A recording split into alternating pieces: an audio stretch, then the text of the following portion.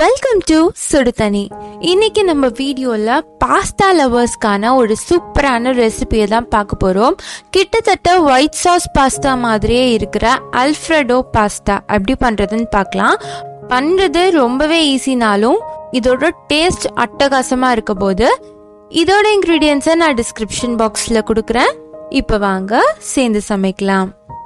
First ஒரு table spoon வெண்ணெய் சேர்த்துக்கோங்க. இதில் நான் 1/2 கப் ப்ரொக்கோலியை சேர்த்துக்க போகிறேன். இதை நல்லா பட்டர்லேயே சாட்டே பண்ண போகிறேன். ஒரு 5 மினிட்ஸ் நல்லா சாட்டே பண்ணிடுங்க. பண்ணிட்டு இதை தனியாக எடுத்து வச்சிடலாம். அடுத்து இதே பட்டரில் நான் 200 கிராம் மஷ்ரூம் சேர்த்துக்கிறேன். இதையும் நல்லா சுருங்குற அளவுக்கு வதக்கிக்கோங்க.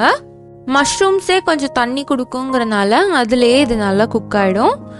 பார்த்தீங்கன்னா இது ஹாஃபாக ரெடியூஸ் ஆயிடுச்சு பார்த்தீங்களா. ஸோ இந்த ஸ்டேஜில் நம்ம இதை எடுத்துடலாம். இப்போ நம்ம இதெல்லாம் தனியாக எடுத்து வச்சிடலாம். இது இருக்கட்டும். அடுத்து இதுலேயே 2 டீஸ்பூன் வெண்ணெய் சேர்த்துக்கோங்க. இதில் 1 டேபிள் ஸ்பூன் கார்லிக் சேர்த்துக்கிறேன். நல்லா பொடி பொடியாக கட் பண்ணி சேர்த்துக்கோங்க. இதை நல்லா வதக்கிடலாம். அந்த பட்டரில் பூண்டு குக் ஆகுறது சூப்பரான ஃப்ளேவர் கொடுக்கும். ப்ரௌன் ஆகிறதுக்கு முன்னாடி இதில் 1 டேபிள் ஸ்பூன் மைதா சேர்த்துடலாம்.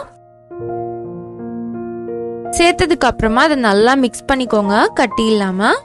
நல்லா மிக்ஸ் ஆனதுக்கு அப்புறமா இதில் 2 கப் பால் சேர்க்க போறேன்.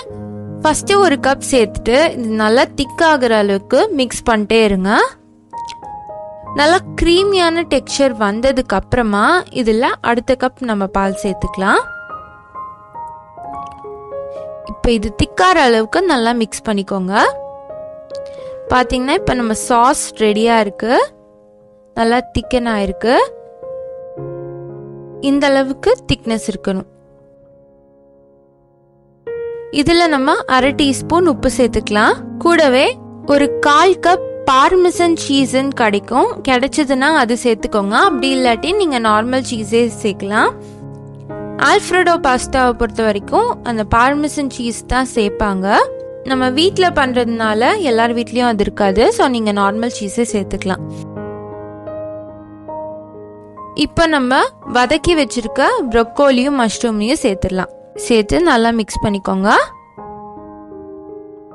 அடுத்து நான் ஆல்ரெடி பாயில் பண்ணி வச்சிருக்க பாஸ்தாவையும் உள்ள சேர்த்துடுறேன். 2 டீஸ்பூன் சில்லி ஃப்ளேக்ஸ் சேர்த்துக்கலாம். 2 டீஸ்பூன் ஒரிகானோ சேர்த்துக்கோங்க. நல்லா மிக்ஸ் பண்ணி விட்டுறலாம்.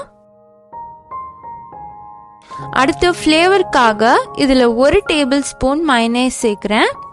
இது ஆப்ஷனல் தான். நீங்கள் வச்சுருந்தீங்கன்னா அது சேர்த்துக்கோங்க, ரொம்ப நல்லா இருக்கும். நீங்கள் கார்லிக் மயனேஸும் சேர்க்கலாம், இல்லை நார்மல் பிளெயின் மயனேஸும் சேர்க்கலாம்.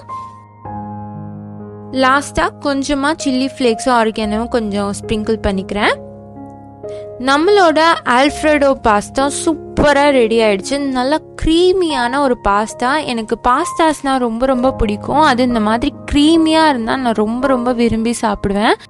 ஏன்னா பாஸ்தா லவர்ஸ் இந்த ரெசிபியை மிஸ் பண்ணவே கூடாது. அவ்வளோ ஒரு டேஸ்டான ஒரு ரெசிபி. நீங்களும் வீட்டில் ட்ரை பண்ணி பார்த்துட்டு இந்த ரெசிபி எப்படி இருந்துச்சுன்னு கமெண்ட் பண்ணுங்கள். இந்த வீடியோ உங்களுக்கு பிடிச்சிருந்தா லைக் பண்ணுங்கள். சுடுதண்ணி சேனலை சப்ஸ்கிரைப் பண்ணுங்கள். தேங்க்யூ.